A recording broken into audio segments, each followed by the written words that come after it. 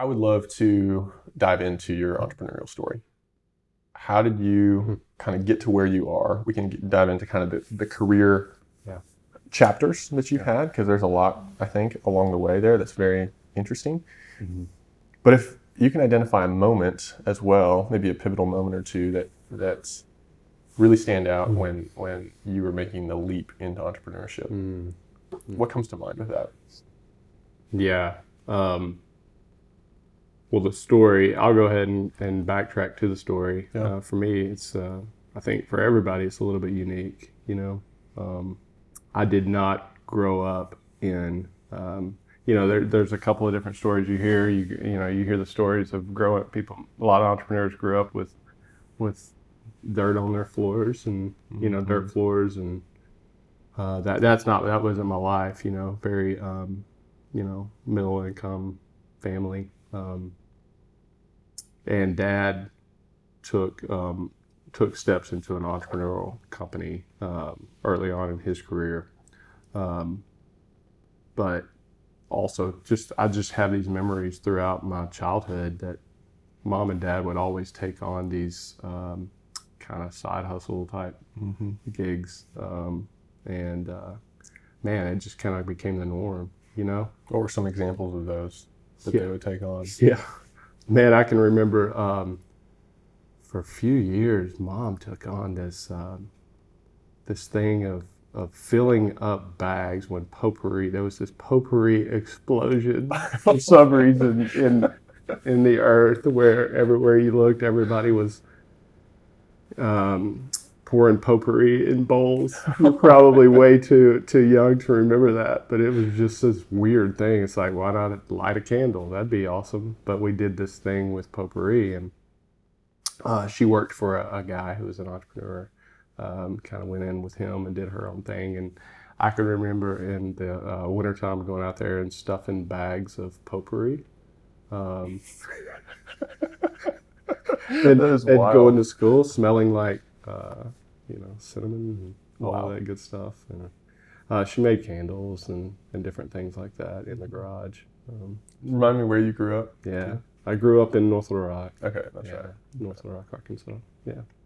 So that was a part of it. I mean, that was a part of the story. I know that your background includes lawn care, like so many other people's do. Mine did as well. So, before I could drive, I had a 16-year-old brother that could drive us around to where we could make enough money to spend during the summer. So, That's the way. Things like that. So I'm super grateful for parents that, didn't just leave a envelope of money on the end of the table, before they went to work in the morning. So I think that it's things like that. It's just the small things like that stir in you a psyche that understands that, hey, I can kind of make a path here, and I kind of enjoy making a path. And oh wow, now that's what I want to do more than anything. And so it's this progressive learning in the story that, for me, weaves this path that includes working for corporate, spaces, big, large corporate medical companies, startup companies, and in the end, realizing, who you are, how you're built, and what you're wired to do and not do. So, you mentioned your dad getting involved early on, or at some point, I guess, in early stage company or companies. What was his deal? What did he do? Yeah, printing industry. So, a company that's actually still around in Little Rock, and going strong. So, Dad at one point had some ownership in the company, but I think for him, he realized that was not his calling, lot in life, if you will. It's just not a desire of his to be there. And so, man, he just Dad exemplary, and he just retired here less than a year ago. So at nearly 80 years old, 79 years old. But he exemplified just that wanting to be that person that serves, that second man, and not only was he comfortable with that, but he was he embraced it. I think there's much to be learned from someone like you, where you have probably had that wrestle of being an employee in different companies, enterprises, small, large, in between, and then wrestling with your own. It sounded like from your dad's story, he was able to kind of come to a space where he realized, like, maybe I'm not the hard-headed entrepreneurial, gonna do it, I'm gonna start my own thing, But for those of us with entrepreneurial bent, especially early on in our career, as we're trying to figure stuff out and make decisions and follow opportunities, it can really be a period of friction and wondering. And I guess I can speak for my own story with that. How would you describe maybe that aspect of things, and maybe bring us up to speed on a couple of your major career transitions out of college? Obviously, you mentioned lawn care. Where did you go after college, or where did you go to college? What did you get a degree in, and then where that puts you right out of college? No, that's great. So go back during college. I worked a few different jobs, but one of the jobs there towards the end was at the printing company. So I had, I'm there. I'm studying actually health administration.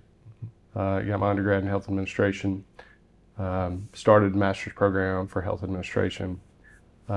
Quickly realized in that place that wasn't the route I was supposed to go. But I'm sitting in a position there where it's I'm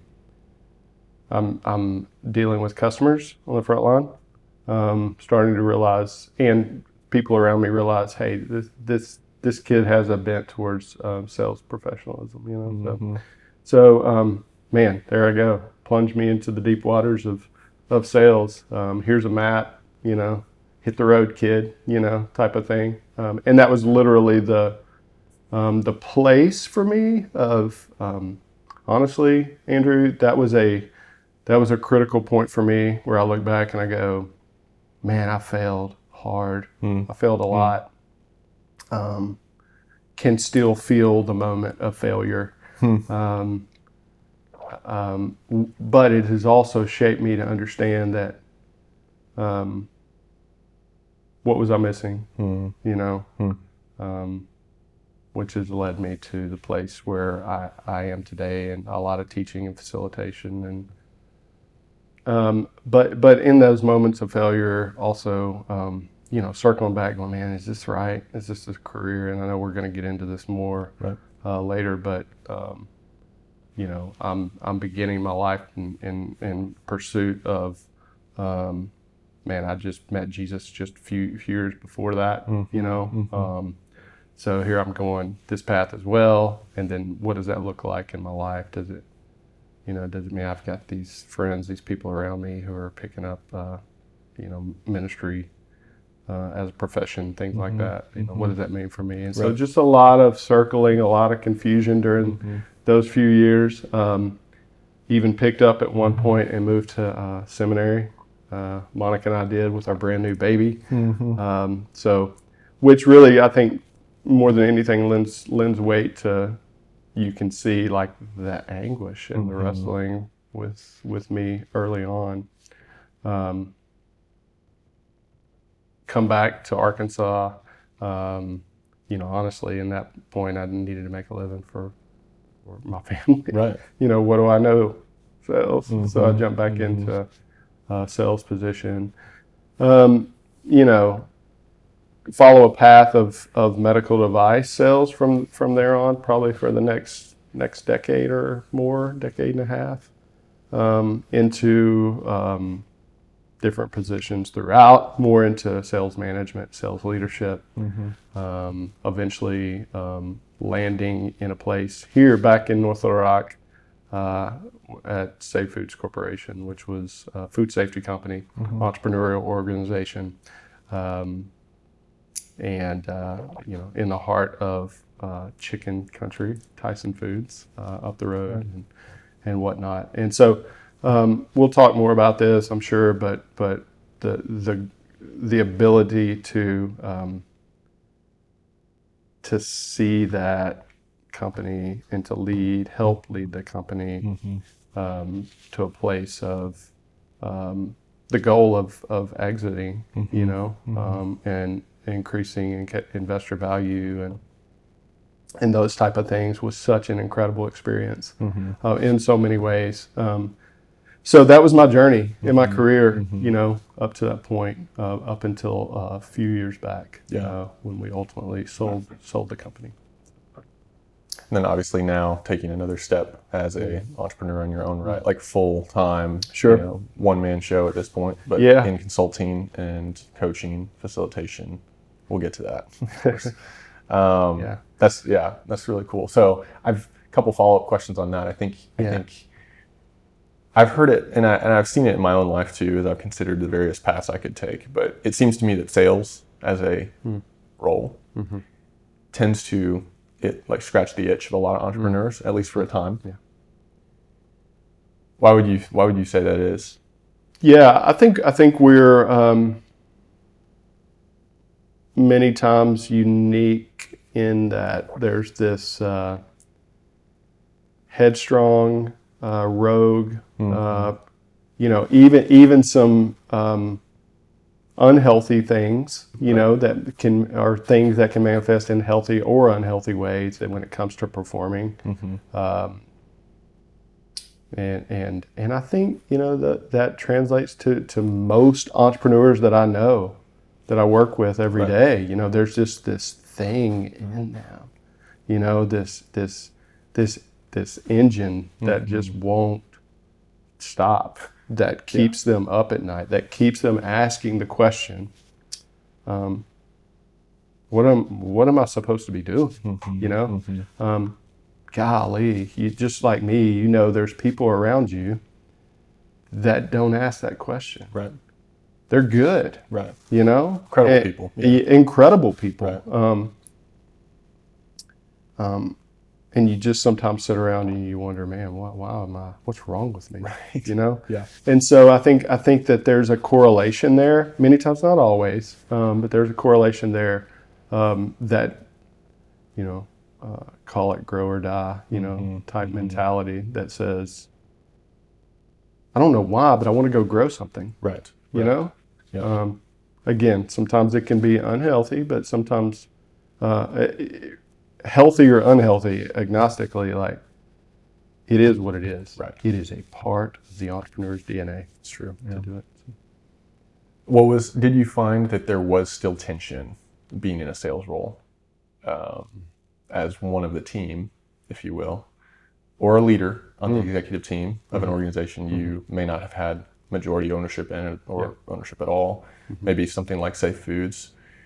Would you say that, going back to the questions about tension and maybe folks out there who are trying to wrestle through it, can I exist in this, maybe they're in a super healthy environment, they, love where they work in so many ways, and there's still something in them that says I might be made for more, like there's something that's pulling them, but they're trying to discern if that's just there's so many questions with that. There are so many, and it's never clear cut. Oftentimes it isn't, I suppose. But how would you describe your battle with the tension? Obviously, you were able to stick it out for a long time and make it to exit with a very successful company. And yet you're coming back to the fact. Let's look at the last 2 or 3 years. Yeah, sure. Of okay, this is actually, I'm much more, my next chapter at the very least is going to be much more on my own. Yeah. I'm owning this thing. I control. I move forward with that. Thoughts on that? What about the tension? Yeah.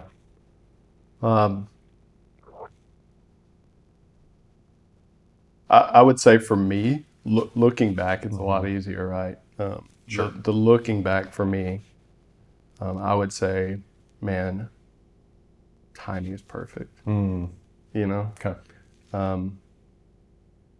and that's 25 years of a career. Yeah. I don't think I've ever said that out loud, but it was 25 years of a career Right. path with this kind of thing in my gut that's there, that I couldn't turn off.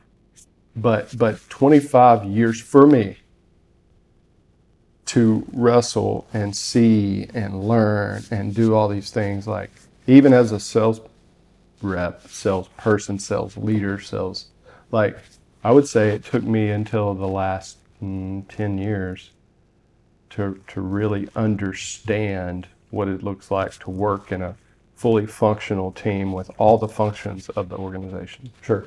So how does sales affect finance and operations and these pieces? And one of our core values was one as a team. And what does that look like for a salesperson that has most of the time selfish bent towards growing revenue and is locked in to that.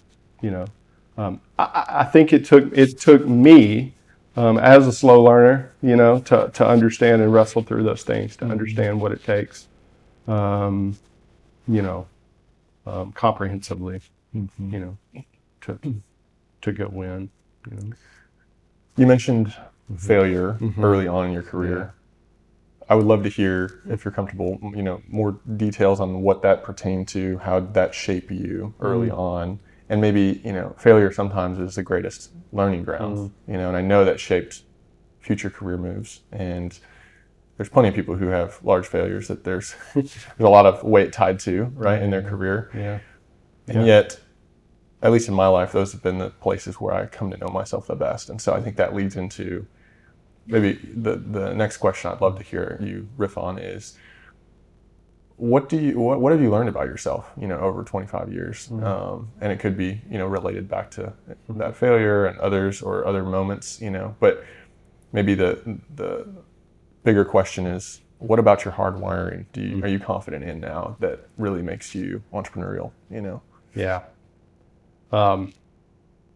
So a lot of questions there, but the first one I'll take, when it comes to failure, for me in that moment, and this is not, going back and saying, man, they should have done this or they should have done that. Like, I was literally said, it was said, here's the map, go find it. And man, for a person there still wrestling through what does discipline in life look like, and not even in the slightest way understanding what a sales process looks like, Yeah. I mean, where were you at this time? 22, or younger than that? Yeah. Give or take? Yeah. About that, 22. Okay. Yeah. Part of it I didn't ask, but I didn't know what to ask, type of thing. And so, for me, it was a really difficult point, that even for years would look back, and ultimately, probably in more of an unhealthy way, drive me towards performing. Yeah. Now that I know, right, I'm gonna never let that happen again. Right. Yes. So that was a piece of it, but then that has to be unwound at some point to understand what really drives me. Yeah. And the why. At the end of the day, was it just like you didn't hit sales numbers, or there's it was essentially like, oh yeah, no, I didn't hit sales numbers. Right. I didn't. No way. Yeah. Did they reassign you, or like what did that look like at the time? Well, for me at the time, it was that was about the time that I decided that I need to go do something different. Got it. Maybe it's we moved and go to seminary. Right. Because that seems logical. Right. Got it. Okay, so that was the inflection point there. There it is. Yeah. Okay. Yeah. What are learnings from maybe that season of life, but then also your 25 years in career in multiple areas about your hardwiring, how you uniquely show up to work, that maybe separate you as an entrepreneur, or lend yourself being good at that? Yeah. I think for me, it's been again, it's that journey of learning and bringing these things together. And so I would say to anybody, like, man, it's okay to emulate, but I'm at this stage in my career, like, and what I've been able to see as coach and as a consultant now. Like there's so many mixes, you know, of people, and you know, there's the hard driving visionary type, you know, there's the person who's quiet and seems to be distant and has the team out in front and like things like that. Like for me, it's been, man, it's been just all these years of wrestling with understanding who I am, how I'm uniquely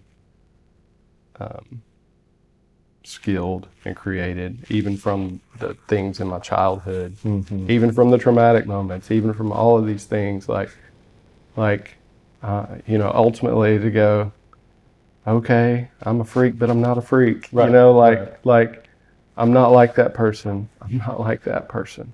You know, in this comparison, in the ways that we read things, you know, and have this concept of what does an entrepreneur look like? Right. Well, I'm a higher fact finder than most people. Like most entrepreneurs, a lot of entrepreneurs are quick starts. Right. Don't need the fact finding. Like let's go. That's not the way I'm wired. It's very contemplative. I'm not a loud, you know, hard charging driver, dictator type person. And so what I've learned is that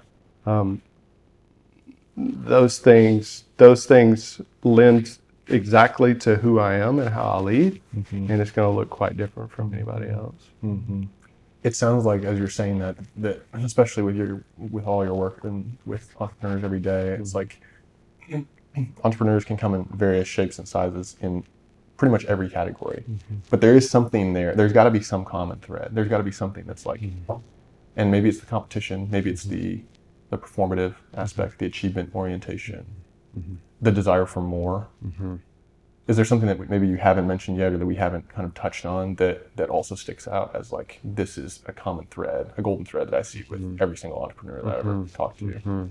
Yeah. If you have something on top of that. No, I mean, I think one thing that I see over and over and over and over and over again is just this desire to create. Yeah, right.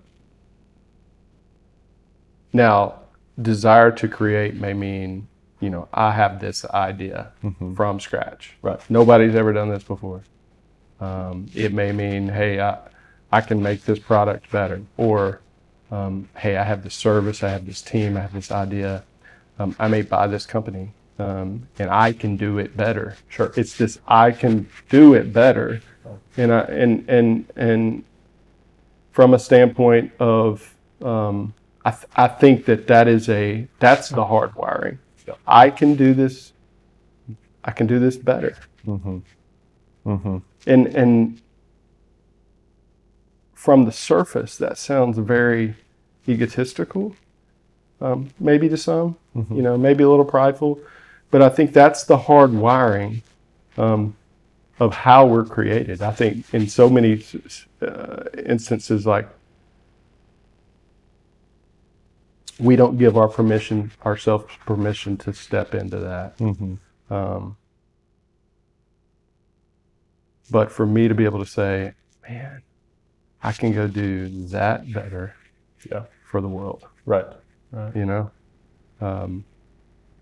Even to just say, I'm hearing you say too, like, it's like not just even the I can do it better, but I can do it. Like, I think is the beginning of that in some sense. Whereas some people just don't have the, I don't know. I love the word chutzpah. You know, it's it's a Jewish word that just means like you got the stuff, you got the courage, you got something that you go out there and like make it happen, right? And I think that's maybe foundationally too. As I'm listening to you, it's like, yes, it's like we can do it, like we think we can do it better. That's like essential.